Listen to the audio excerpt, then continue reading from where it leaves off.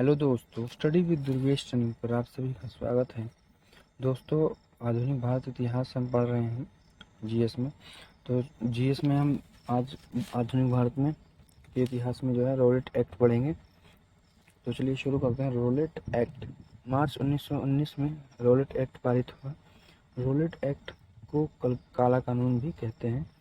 वह यह था कि जब विश्व युद्ध 1914 में छिड़ा था, यानी 1914 से छिड़ा था और ब्रिटेन विश्व युद्ध में लिप्त हो गया था, तो जो है कोई कोढ़ में खाज करने के लिए जो भारतीय क्रांतिकारी थे, उन्होंने अपनी गतिविधियां बहुत बढ़ा दी थी। प्रथम विश्व युद्ध के दौरान भारत में क्रांतिकारी गतिविधियां बहुत ही बढ़ गई थी। ये क्रांतिकारी षड्यंत्र जो गुप्त रूप से चलाए जा रहे थे, प्रथम विश्व युद्ध के दौरान जो क्रांतिकारी आंदोलन हो रहे थे, किस सीमा तक फैली हुई है, कहां कहां तक फैली हुई है, यह क्रांतिकारी संगठन की जड़ें फैली हुई हैं।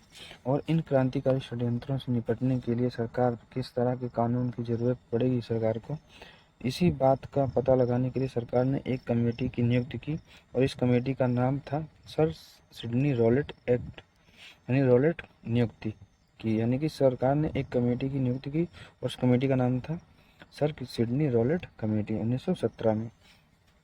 यह कमेटी 1917 में गठित की गई और भारत में क्रांतिकारी षड्यंत्र किस गहराई तक उसकी जड़ें फैली हुई हैं, उनसे निपटने के लिए सरकार को किस तरह के कानूनों की ज़रूरत है, इस पर रिपोर्ट देने के लिए कमेटी ने अपनी रिपोर्ट 1918 में सरकार को सौंप दी। मार्च 1919 में कमेटी के सुझावों के आधार पर केंद्रीय विधानमंडल द्वारा एक कानून पारित किया गया, जिसका नाम था क्रांतिकारी एवं अराजकतावादी अधिनियम पारित किया गया। इसे रॉलेट एक्ट के या काला कानून कहते हैं। रॉलेट एक्ट के तहत जो जिला मजिस्ट्रेट होता था, उसको असीमित अधिकार दे दिए गए थे लोगों की गिरफ्तारी के संबंध में। यानी मजिस्ट्रेट केवल जो है संदेह के आधार पर ही किसी भी व्यक्ति को, यानी कौन व्यक्ति क्रांतिकारी गतिविधियों में लिप्त हो सकता है, केवल संदेह के आधार पर मजिस्ट्रेट किसी को भी उठवा सकता था, गिरफ्तार कर सकता था और असीमित समय तक जेल में रख सकता था। ना ही अदालत में, यानी कि जो गिरफ्तार किया गया व्यक्ति ना कोई वकील रख सकता था, ना ही अदालत में जाकर अपील कर सकता था और ना ही कोई दलील रख सकता था। इसलिए इस कानून को बिना वकील, बिना दलील और बिना अपील वाला कानून कहा गया था। इस कानून को आतंकवादी अपराध अधिनियम भी कहा गया है। रॉलेट एक्ट के तहत के खिलाफ जो है लोगों का गुस्सा फूटा, क्योंकि कानून के माध्यम से सरकार ने एक ऐसा हथियार प्राप्त कर लिया था जिसके माध्यम से उनकी शक्ति असीमित बढ़ गई थी। किसी को भी गिरफ्तार करके असीमित काल के लिए जेल में डाल सकती थी।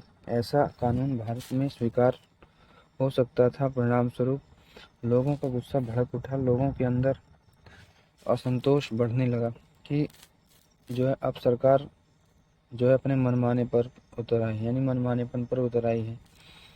एक तो प्रथम विश्व युद्ध के दौरान जनता ने सरकार का सहयोग किया था और परिणाम था रॉलेट एक्ट। तो रॉलेट एक्ट के खिलाफ हुआ यह कि अब तक भारतीय राजनीति में महात्मा गांधी का प्रवेश हो चुका था और महात्मा गांधी 1915 में ही दक्षिण अफ्रीका से लौटे थे और 3 सफल आंदोलनों में भाग ले चुके थे। यानी 3 आंदोलनों में उन्होंने सत्याग्रह का सफल प्रयोग किया था, जैसे चंपारण, खेड़ा और अहमदाबाद। चंपारण आंदोलन 1917 में हुआ, खेड़ा और अहमदाबाद आंदोलन 1918 में हुआ। तो इस तरह से भारतीय राजनीति में महात्मा गांधी का आगमन हो चुका था। तो महात्मा गांधी ने रॉलेट एक्ट के खिलाफ 6 अप्रैल 1919 को तय किया कि इस दिनांक को देश में जो है व्यापक एक आंदोलन किया जाएगा। लेकिन लोगों में इतना गुस्सा था कि दिल्ली में विरोध प्रदर्शन बहुत भयंकर रूप से होने लगा। तो रॉलेट एक्ट के खिलाफ जो है विरोध प्रदर्शन दिल्ली में प्रारंभ हो गया। 30 मार्च को ही हड़ताल होनी थी, 6 अप्रैल को, लेकिन जो है 30 मार्च को ही हड़ताल। दिल्ली में लोगों का गुस्सा फूट पड़ा, लोग सड़कों पर उतर आए और विरोध प्रदर्शन होने लगे और इस आंदोलन का नेतृत्व स्वामी श्रद्धानंद ने किया। पुलिस ने प्रदर्शनकारियों पर गोली चलाई जिसमें 5 लोग मारे गए। जब ये लोग मारे गए तो ये विरोध प्रदर्शन और जो है उत्तर और दक्षिण भारत के सभी महत्वपूर्ण शहरों में फैल गया। हर शहर में विरोध प्रदर्शन होने लगा, लेकिन पंजाब में घटनाएं बहुत ही तीव्र गति से चल रही थी। पंजाब में असंतोष कुछ ज़्यादा ही था उस समय। तो पंजाब में स्वामी श्रद्धानंद और डॉक्टर सत्यपाल ने विरोध प्रदर्शन और आंदोलन का नेतृत्व करने के लिए महात्मा गांधी को आमंत्रित किया। महात्मा गांधी ने सोचा कि जिस तरह से उनका आंदोलन चंपारण, खेड़ा और अहमदाबाद में सफल रहा है, पंजाब में भी चलता हूँ और सफल हो जाता हूँ। आंदोलन का नेतृत्व करता हूँ, लेकिन पंजाब तो चले। लेकिन रास्ते में 8 अप्रैल 1919 को पुलिस ने इन्हें गिरफ्तार करके बम्बई भेज दिया। हरियाणा के पलवल में गिरफ्तार किया गया था इनको। जब इन्हें गिरफ्तार करके बम्बई भेज दिया गया तो उसके बाद पंजाब में लोगों का गुस्सा और बढ़ गया। जब पंजाब में गुस्सा बढ़ गया, असंतोष बढ़ता ही चला गया, तो उस समय अमृतसर शहर में जलियांवाला बाग हत्याकांड हुआ। प्रथम विश्व युद्ध के दौरान जब अंग्रेज युद्ध में फंसे हुए थे तो गांधी जी ने घर घर जाकर भारतीय जनता से सेना में भर्ती होने के लिए आग्रह किया था। इसलिए इन्हें भर्ती कराने वाला सार्जेंट भी कहा जाता है। इस समय गांधी जी ने जो है भारतीय जनता से अपील की थी कि इस समय अंग्रेजों से बदला लेने के लिए बल्कि सहायता करने का समय है। गांधी जी ने भारतीय जनता से अपील की थी कि आप सेना में भर्ती होकर अंग्रेजों की मदद करिए। इस दौरान भारतीयों ने गांधी जी को भर्ती करने वाला सार्जेंट की उपाधि दी। गांधी जी को गिरफ्तार करके बम्बई भेजने के बाद गांधी जी को और अन्य नेताओं को पंजाब में प्रवेश वर्जित कर दिया गया। 9 अप्रैल 1919 को पंजाब के 2 प्रमुख नेताओं को अमृतसर में गिरफ्तार कर लिया गया। ये 2 नेता पंजाब के बड़े नेता थे उन दिनों में। इन दोनों नेताओं के नाम डॉक्टर सत्यपाल और दूसरे हैं डॉक्टर सैफुद्दीन किचलू। इन दोनों नेताओं को अमृतसर में बिना किसी कारण के गिरफ्तार कर लिया गया। इनकी गिरफ्तारी का आदेश पंजाब प्रांत के लेफ्टिनेंट गवर्नर ने दिया था। उन दिनों पंजाब का प्रांत का lieutenant governor Michael O Dyer था। माइकल ओ डायर के आदेश पर जब पंजाब के अमृतसर में इन दोनों नेताओं को गिरफ्तार कर लिया गया तो पंजाब में हालात और बिगड़ गए और भीड़ ने उग्र रूप धारण कर लिया। पुलिस ने फिर गोली चलाई। परिणाम स्वरूप प्रदर्शनकारी इतना ज़्यादा क्रोधित हो गए कि प्रदर्शनकारियों ने 5 अंग्रेजों को मार डाला। अब यह बात माइकल और डायर को नागवार गुजरी। माइकल और डायर समझ गया कि अब भीड़ पुलिस की हत्या भी कर सकती है, इसलिए शहर का प्रशासन अब पुलिस के बस की बात नहीं रह गई। परिणाम यह हुआ कि 10 अप्रैल की बात है। 10 अप्रैल 1919 को पंजाब प्रांत के लेफ्टिनेंट गवर्नर माइकल ओ डायर ने शहर का प्रशासन एक सैन्य अधिकारी को सौंप दिया कि अब जो कुछ करना है एक सैनिक अधिकारी ही करेगा, यानी अब सेना करेगी। उस सैनिक अधिकारी का नाम था जनरल डायर। जनरल डायर के हाथों में अब पंजाब का प्रशासन आ गया था। 13 अप्रैल 1919 को वैशाखी का दिन था। शाम के 4 बजे थे। अमृतसर के जलियांवाला वाले बाग में एक शांतिपूर्ण प्रदर्शन हो रहा था। एक शांतिपूर्ण सभा हो रही थी। सभा हिंसक नहीं थी, नारे नहीं लग रहे थे। शांतिपूर्ण सभा हो रही थी। इसमें लगभग 20,000 लोगों ने भाग लिया था। इस शांतिपूर्ण प्रदर्शन का उद्देश्य यह था कि महात्मा गांधी, डॉक्टर सत्यपाल, डॉक्टर सैफुद्दीन किचलू को रिहा किया जाए और रॉलेट एक्ट को वापस लिया जाए। यानी इन दोनों उद्देश्य से जलियांवाला बाग में भाषणबाजी की जा रही थी। बौखलाया हुआ जनरल डायर सभा स्थल जलियांवाला बाग पहुंच गया और भीड़ के सामने उसने कहा कि मैं 3 मिनट का समय देता हूं। उसने जलियांवाला बाग पहुंचकर 3 मिनट का समय दिया और कहा 3 मिनट में सभा स्थल से खाली करिए, और उसके बाद गेट पर जाकर इंतजार करने लगा। 20,000 लोग वैसे भी 3 मिनट में बाग से बाहर नहीं निकल सकते थे। परिणाम यह हुआ कि जब 3 मिनट में लोग बाहर नहीं निकले तो उसने सैनिकों से कहा गोली चलाओ। गोली चली, जैसा होना था वही हुआ। हजारों लोग मारे गए, लेकिन सरकारी रिपोर्ट इससे ज़्यादा दुखदाई थी। सरकारी रिपोर्ट के अनुसार केवल 379 लोग मारे गए। जलियांवाला बाग कांड को एक भारतीय नेता ने जानबूझकर की गई हत्या कहा। उस महत्वपूर्ण नेता का नाम दीनबंधु एफ यानी CF एंड्रूज था। इस हत्याकांड के विरोध एक नेता ने दी गई नाइट की उपाधि वापस कर दी रविन्द्रनाथ टैगोर जी ने। रविन्द्रनाथ टैगोर ने कुपित होकर अपनी नाइट की उपाधि ब्रिटिश सरकार को वापस कर दी। रविन्द्रनाथ टैगोर जी ने कहा था कि अब वह समय आ गया है कि ये दिए हुए तमगे हमें कलंक की तरह लग रहे हैं। उन दिनों नाइट की उपाधि बहुत ही सम्मानजनक थी। उत्कृष्ट कार्य करने वालों को नाइट की उपाधि ब्रिटिश सरकार द्वारा दी जाती थी। तो रविन्द्रनाथ टैगोर ने कहा कि ब्रिटिश सरकार द्वारा दिए गए तमगे ये सब कलंक का रूप है। जहाँ तक मेरा सवाल है तो मैं सारी उपाधि वापस करके भारतीय जनता के साथ खड़ा रहना पसंद करूंगा। उन दिनों ब्रिटिश सरकार जो है ब्रिटिश गवर्नर जनरल की कार्यकारिणी होती थी, जो गवर्नर जनरल को सलाह देते थे। उस कार्यकारिणी के सदस्यों की निश्चित संख्या हुआ करती थी। तो गवर्नर जनरल की कार्यकारिणी में एक महत्वपूर्ण सदस्य थे सर शंकरन नायर।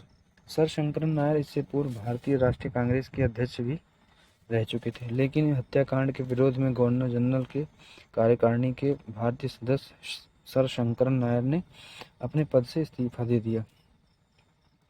इस हत्याकांड के बाद भारतीयों का दबाव बढ़ता गया अंग्रेजी सरकार पर। इनका निर्मम हत्याकांड इतना निर्मम हत्याकांड था कि अंग्रेजी सरकार बिना कुछ किए रह नहीं सकती थी। भारत में शासन करना मुश्किल हो जाता। तो एक दिखावा किया गया कि एक कमेटी गठित की गई हत्याकांड की जांच करने के लिए, भारतीयों को दिखाने के लिए कि हम इस हत्याकांड की जांच करवाएंगे कि इस हत्याकांड का दोषी कौन है। तो हत्याकांड की जांच या दिखावा करने के लिए एक कमेटी का गठन किया गया। कमेटी का नाम था हंटर कमेटी। तो हंटर कमेटी जांच करने के लिए अक्टूबर 1919 में गठित की गई।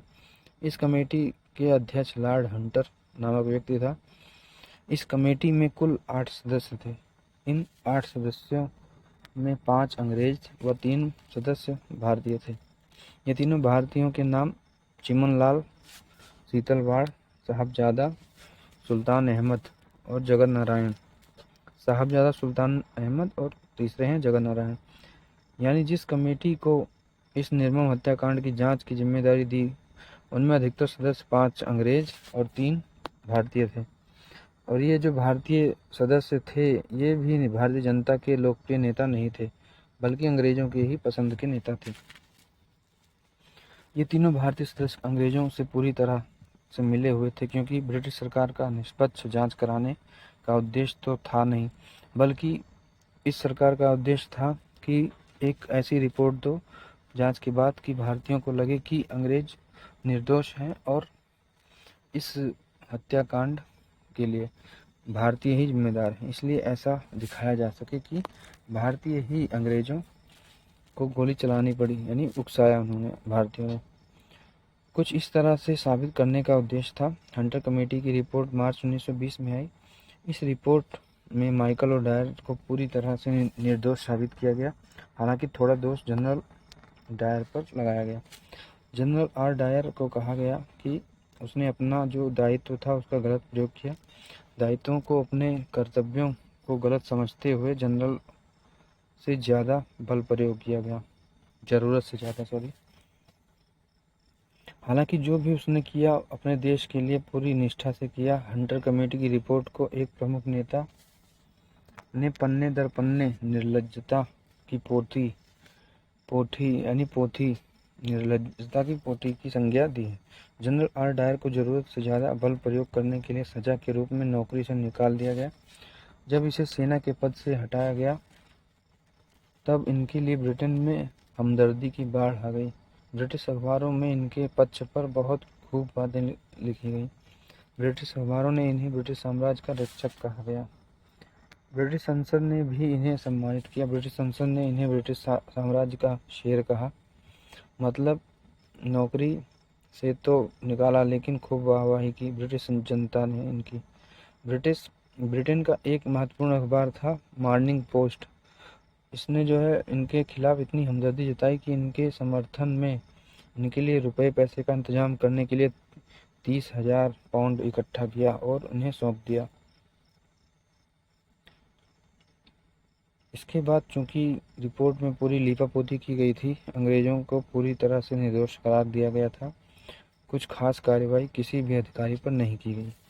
इसलिए भारतीय राष्ट्रीय कांग्रेस ने अपने स्तर पर एक दूसरी कमेटी बनाई।